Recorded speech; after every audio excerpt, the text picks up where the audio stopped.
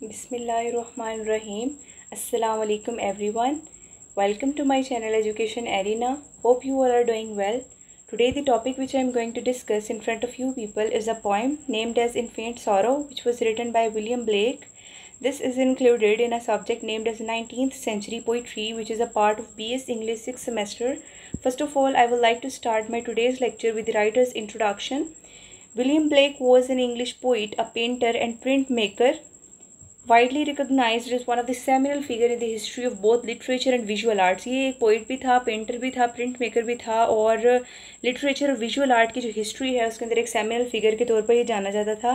William Blake के जो work हैं वो इसकी लाइफ टाइम में अनअप्रिशिएटेड थे, ठीक है, और इनको रिगार्ड किया गया था इनकी ओरिजिनलिटी के लिए, विजनरी क्वालिटी के लिए और प्रोफाउंड डेप्थ के लिए, ठीक है। उसके बाद जो है उसकी जो कंट्रीब्यूशन है वो पोइट्री के क्रॉस एक्सटेंड करती हैं, ठीक है, विजुअल आर्ट्स के क्रॉस और मिस्टिसिज्म के क्रॉस, और इसको एक मल्टी फेसेटेड जो है वो फिगर बनाते हैं जिसका इन्फ्लुएंस जो है वो रेजोनेट करता है मल्टीपल डिसिप्लिन्स के क्रॉस, ठीक है। अब विलियम ब्लेक की जो अर्ली पोइटिक जो उसका वर्क है उसको पोइटिकल स्केचेस 1783 ये रिफ्लेक्ट करता है क्लासिकल और एलिजाबेथन ट्रेडिशंस के इन्फ्लुएंस को, ठीक है। और ये जो इसकी यूनिक वॉइस है, ठीक है, ये मर्ज हुई थी और करेक्टराइज हुई थी विजनरी क्वालिटी, और इसका ब्लेंड था मिस्टिकल के साथ और इसमें ब्लेंड था मिस्टिकल का एवरीडे के साथ, ठीक है। अब अगर हम बात करते हैं कि मिस्टिकल क्या होता है, तो mystical basically relating to mystics और रिलीजियस मिस्टिसिज्म, ठीक है, और यहाँ हम कह सकते हैं कि inspiring a sense of spiritual mystery और एंड फैसिनेशन। तो ये सारा जो है मिस्टिकल या मिस्टिसिज्म के अंदर जो है वो आता है।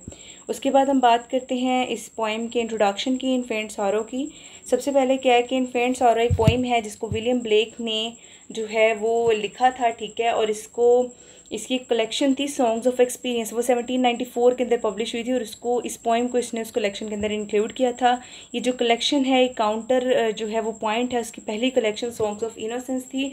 सॉन्ग्स ऑफ इनोसेंस में थीम्स थे प्योरिटी के और जॉय के, और दूसरी तरफ जो सॉन्ग्स ऑफ एक्सपीरियंस है उसमें जो थीम्स थे वो एक डार्कर और मोर कम्प्लेक्स व्यू देते हैं वर्ल्ड के बारे में। तो सॉन्ग्स ऑफ इनोसेंस और सॉन्ग्स ऑफ एक्सपीरियंस बेसिकली इसकी दो कलेक्शंस थी। सॉन्ग्स ऑफ इनोसेंस के अंदर दो तरह के इसने थीम्स बयान किए थे, जो प्योरिटी और जो है, और सॉन्ग्स ऑफ एक्सपीरियंस में इसने जो दुनिया है उसका एक कॉम्प्लेक्स और डार्कर व्यू दिखाया है, और सॉन्ग्स ऑफ एक्सपीरियंस जिसमें दुनिया का एक कॉम्प्लेक्स और डार्कर व्यू दिखाया गया है, इसी के अंदर इसने ये इन्फेंट सारो जो है इसको इंक्लूड किया था। नेक्स्ट हम चलते हैं इस पोएम के टेक्स्ट की तरफ, ठीक है। इस टेक्स्ट को आप देख सकते हैं, इसका ओरिजिनल टेक्स्ट है। My mother groaned, my father wept, into the dangerous world I leapt, helpless, naked, peeping loud, like a fiend hidden in a cloud, struggling in my father's hand, striving against my swaddling bands, bound and weary, I thought best to sulk upon my mother's breast. So ये जो है ये basically इस poem का जो है वो text है। नेक्स्ट जो हम चलते हैं इस बेसिकली इसकी स्टेंजा की तरफ, बारी बारी इसके जो सारे स्टेंजाज हैं उनको हम डिस्कस कर लेते हैं। सो फर्स्ट स्टेंजा 1 जो है उसकी 4 लाइंस हैं। पहली 2 लाइंस को हम डिस्कस करते हैं। माई mother groaned, my father wept, into the dangerous world I leapt. ये लाइंस बेसिकली पोएम की जो टोन है उसको सेट करती हैं कि उसमें पेन है और फोरबॉर्डिंग है, ठीक है। मदर की ग्रोनिंग और जो फादर का रोना है उसकी बर्थ के मोमेंट पे ये बेसिकली सजेस्ट कर रहा है कि इस दुनिया के अंदर एक नई ज़िंदगी को लेके आना जो है वो फ्रॉड है डिफ़िकल्टी और सारों के साथ। अब अगर हम बात करें कि फ्रॉड क्या होता है, तो बेसिकली ये एक सिचुएशन है, ये एक कोर्स ऑफ एक्शन है जो फील्ड होता है या लाइकली टू रिजल्ट होता है कुछ ऐसी चीज़ जो कि अनडिज़ायरेबल है, ठीक है। तो ये जो फ्रॉड यहाँ पर वर्ड यूज़ हुआ है इसका ये मीनिंग है, एक न्यू वर्ड है। तो ये एक कोर्स ऑफ एक्शन के साथ या फिर एक सिचुएशन है जो कि फील्ड है या लाइकली है कि वो कुछ अनडिज़ायरेबल चीज़ में रिज़ल्ट हो, ठीक है। उसके बाद हम चलते हैं, जो वर्ड है डेंजरस वो हाईलाइट करता है हार्श रियलिटीज़ ज़िंदगी की जो उस न्यू बॉर्न बेबी का वेट कर रही हैं, ठीक है। उसके बाद हम चलते हैं लाइन 3 और 4 की तरफ। Helpless, necked, peeping loud, like a feed hid in a cloud. अब इसके हम एनालिसिस पढ़ लेते हैं कि इसमें क्या है। तो जो इन्फेंट है उसको डिस्क्राइब किया गया कि एक हेल्पलेस, नेकड और एक पिपिंग लाउड, ठीक है। ये एम्फोसाइज करते हैं वल्नरेबिलिटी को कि जो इन्नेट नीड है इसकी प्रोटेक्शन और केयर के लिए, जो सिमिली है like a feed hidden a cloud, ठीक है। ये एक लेयर ऑफ कम्प्लेक्सिटी ऐड करती है जो इन्फेंट क्राई कर रहा है, दो नेचुरल है, ये लाइकन है कि कुछ ज़्यादा जो है वो सिनिस्टर है, ठीक है। अब अगर हम डिस्कस करते हैं सिनिस्टर का उर्दू मीनिंग, तो बेसिकली वो मनहूस को कहते हैं, ठीक है। तो इसको इस तरह से प्रेजेंट किया गया है कि इसका रोना, और सजेस्ट करते हैं कि एक इनहेरेंट स्ट्रगल है और कॉन्फ्लिक्ट है उसकी बर्थ के मोमेंट से लेकर, ठीक है। स्टेंजा 2 की तरफ चलते हैं, उसकी लाइन नंबर 5 और 6, एक शॉर्ट सी पोइम है, ठीक है। Struggling in my father's hands, striving against my swaddling bands. जो इमेजरी है स्ट्रगल की वो कंटिन्यू रहती है, जैसे कि इन्फेंट रेजिस्ट करता है फादर की अटेम्प्ट जो उसको पकड़ने लगा होता है, और जो इन्फेंट है, जो छोटा वो बच्चा है, वो रेजिस्ट करता है, अपने बाप को रोकता है उसे पकड़ने से, और जो कंस्ट्रेंट है स्वेडलिंग बैंड्स की, ठीक है। और ये जो चीज़ है ये इंटरप्रेट की गई है कि एक मेटाफर के तौर पर इंसान की कंडीशन के लिए।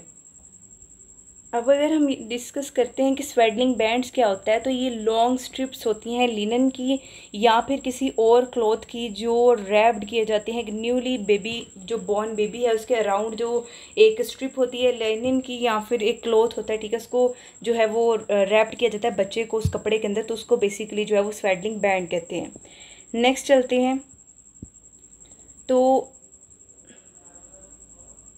जहाँ पर इंडिविजुअल्स जो हैं वो अपने आप को ये फाइंड करते हैं कि वो फाइट कर रहे हैं लिमिटेशन जो उन पे इम्पोज की गई है सोसाइटी की तरफ से और सर्कमस्टांसिस की तरफ से फ्रॉम द वेरी बिगनिंग। तो हम पिछली लाइन को इसके साथ जो है वो कंबाइन कर लेते हैं कि यहाँ पर है कि ये जो सारा कुछ है ये इंटरप्रेट किया गया है कि एक मेटाफर है इंसान की कंडीशन के लिए, जहाँ पर जो इंडिविजुअल्स हैं वो अपने आप को यूँ समझते हैं कि वो लिमिटेशंस जो उनके ऊपर सोसाइटी इम्पोज करती है और जो सर्कमस्टांसिस हैं शुरू से उसके अगेंस्ट वो फाइट करें। नेक्स्ट जो है हमारी लाइन नंबर 7 to 8 है, क्योंकि 2 स्टेंजाज हैं, दोनों स्टेंजा के अंदर 4 लाइन्स हैं और टोटल जो है वो 8 लाइन्स हैं।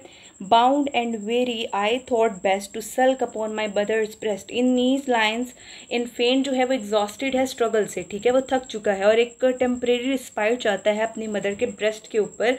हाउएवर जो यूज़ ऑफ वर्ड सल्क है वो इम्प्लाई करते हैं एक सेंस ऑफ डिसकॉन्टेंट और रिजाइनेशन रादर देन कम्फर्ट, ठीक है। और ये सजेस्ट करते हैं एक early awareness struggle of life और reluctance to engage with them. तो जो स्ट्रगल्स हैं ज़िंदगी की उसके साथ एक अर्ली अवेयरनेस जो है यहाँ पर ये चीज़ सजेस्ट करती है, ठीक है। नेक्स्ट जो है ये हमारा इसका हो गया। अब नेक्स्ट हम चलते हैं स्ट्रक्चर और इसके टोन की तरफ। जो पोएम है उसमें 2 क्वार्टरेंस है। क्वार्टरेंस बेसिकली 4 लाइंस के स्टेंजा को कहते हैं और उसको कंसाइज और इम्पैक्टफुल बनाते हैं। हर क्वार्टरेन के अंदर जो एक राइम स्कीम है वो AABB है, ठीक है, और एक जो सेंस ऑफ कंटेनमेंट और फाइनली अप्रोप्रिएट है पोएम के थीम ऑफ स्ट्रगल और कॉन्स्ट्रेंट के साथ, ठीक है। जो पोएम है ये ओपन होती है एक स्टार्क जो इमेज है मदर के ग्रॉन करने की और फादर के रोने की, और एक सोम्बर टोन जो है वो क्रिएट करती है और ये कंट्रास्ट करती है जॉय के साथ जो बच्चे की चाइल्ड की जो बर्थ है उसके साथ टिपिकली एसोसिएट होता है। इसके साथ एक बहुत हद तक जो है वो सीधा सीधा कंट्रास्ट दिखाया गया है। उसके बाद मीटर है। मीटर प्राइमरीली जो है वो एम्बिक टेट्रामीटर है और हर लाइक जो है उसके अंदर 4 आयम्बिक फीट हैं। एक अनस्ट्रेस सेलेबल है और ये फॉलोड एक स्ट्रेस सेलेबल से, और ये जो रेगुलर रिदम है ये पोएम को एक स्टेडी और प्लॉडिंग फील देता है और इको करता है वेरीनेस और स्ट्रगल जो डिस्क्राइब की गई है। अगर हम बात करते हैं प्लॉडिंग फील की, तो प्लॉडिंग बेसिकली कहते हैं टू वॉक हैवीली और स्लोली, ठीक है। तो ये कुछ मीनिंग्स भी हैं इस चीज़ को अगर आप रिमाइंड करना चाहें। नेक्स्ट जो है उसके थीम्स और इंटरप्रिटेशंस की तरफ चलते हैं। सबसे पहला जो इसके अंदर थीम है वो है सॉरो एंड स्ट्रगल का, ठीक है। पोएम जो है वो एम्फेसिस करती है जो इनहेरेंट सॉरो और स्ट्रगल है जो इंसान के एग्जिस्टेंस के साथ ही एसोसिएट है। बर्थ से लेकर इंडिविजुअल जो है वो चैलेंजेस और पेन के साथ जो है वो कन्फ्रंटेड होता है। नेक्स्ट जो है वो इनोसेंस वर्सेस एक्सपीरियंस है। इन्फेंट सॉरो जो है वो जक्स्टापोज करती है ज़्यादा ऑप्टिमिस्टिक व्यू चाइल्डहुड का, ठीक है, जो प्रेजेंट किया गया है सॉन्ग्स ऑफ इनोसेंस, लेकिन जो इनोसेंस है वो करेक्टराइज की गई है जॉय और प्योरिटी से, और एक्सपीरियंस जो है वो अवेयरनेस लाता है फ्रेंडशिप और सफरिंग की। दोनों जो थीम्स पहले भी मैंने डिस्कस किए हैं कि एक्सपीरियंस किस बारे में है और सॉन्ग्स ऑफ जो इनोसेंस है वो किस बारे में उनके थीम्स के है। नेक्स्ट ह्यूमन कंडीशन है। ब्लेक जो है वो पोर्ट्रे करता है कि जो इंसान की कंडीशन है वो एक कांस्टेंट स्ट्रगल है एक्सटर्नल और इंटरनल जो कॉन्स्ट्रेंट्स हैं उसके ऊपर, ठीक है, उसके खिलाफ। ये पोएम सजेस्ट करती है कि ये जो स्ट्रगल है ये इंसान की बर्थ पे शुरू होती है और उसकी पूरी ज़िंदगी ये जो है ये चलती रहती है।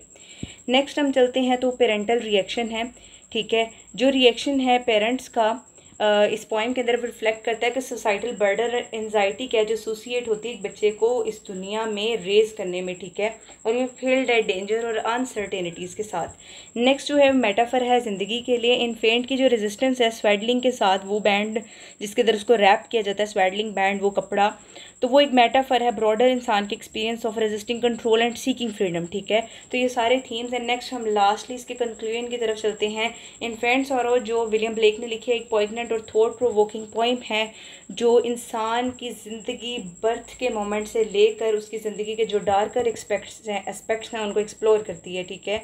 उसके बाद जो है विविड इमेजरी को यूज़ करते हुए, पावरफुल मेटाफर को यूज़ करते हुए ब्लेक जो है वो एक ऐसा वर्ल्ड क्रिएट करता है जहाँ पर सारो एंड स्ट्रगल जो हैं वो इंसान की जो एक्सपीरियंस है उसके इंट्रिंसिक है, ठीक है। पोइम जो है वो एक स्टार्क रिमाइंडर है जो उन चैलेंजेस और कॉम्प्लेक्सिटी का जो बर्थ के साथ, एग्जिस्टेंस के साथ आते हैं और कंट्रास्ट करते हैं एक आइडलाइज विजन ऑफ चाइल्डहुड जो कि सॉन्ग्स ऑफ इनोसेंस के अंदर है। तो यहाँ पर बेसिकली सॉन्ग्स ऑफ इनोसेंस और सॉन्ग्स ऑफ एक्सपीरियंस इन दोनों का भी बहुत ज़्यादा कंट्रास्ट दिखाया गया। तो आज के जो लेक्चर था उसमें सबसे पहले हमने राइटर का इंट्रोडक्शन पढ़ा, विलियम ब्लेक का।